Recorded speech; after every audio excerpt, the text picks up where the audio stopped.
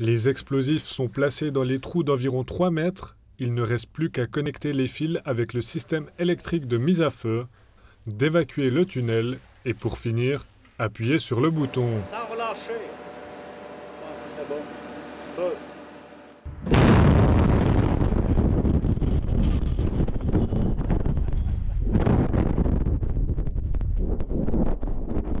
Le tunnel de l'autoroute A16 entre La Heute et Péry est remis aux normes de sécurité. Pour y répondre, une galerie de fuite doit être percée. Le camion peut entrer pour déblayer les graviers des 150 kg d'explosifs qui viennent de couper et de détruire 3 mètres de roche en direction du tunnel de l'autoroute.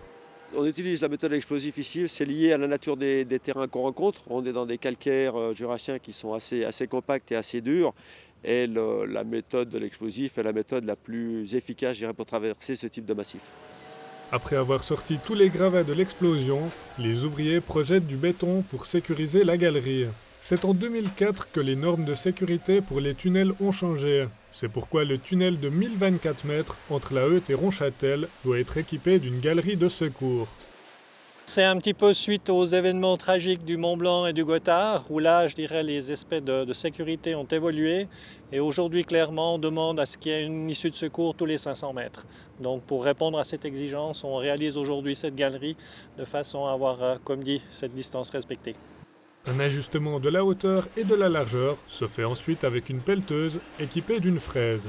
Elle va enlever les roches en trop pour que les dimensions du tunnel soient conformes au plan. Le camion retourne dans le tube pour sortir les derniers gravats.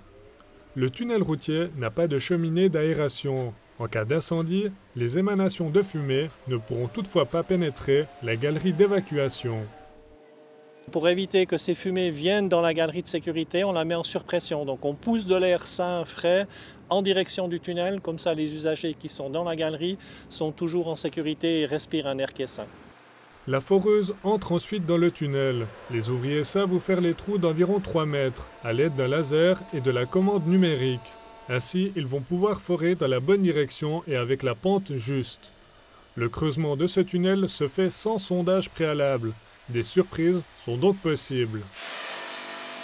Il y a toujours un imprévu géologique de toute façon qu'on peut rencontrer. On peut rencontrer des karstes, c'est-à-dire des vides qui sont remplis d'eau. On peut rencontrer des poches de marne et qui nous obligeraient à changer un petit peu notre méthode de soutènement du tunnel.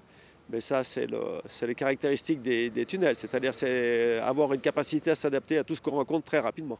Et ça, on a les outils, on a les moyens pour le faire.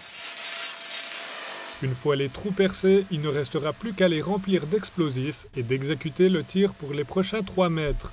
En tout, ce sera environ 70 explosions pour creuser les 300 mètres de tunnel. Une fois le creusage terminé, la galerie sera équipée de ventilation, de lumière et de systèmes de surveillance. Il devrait être opérationnel en décembre.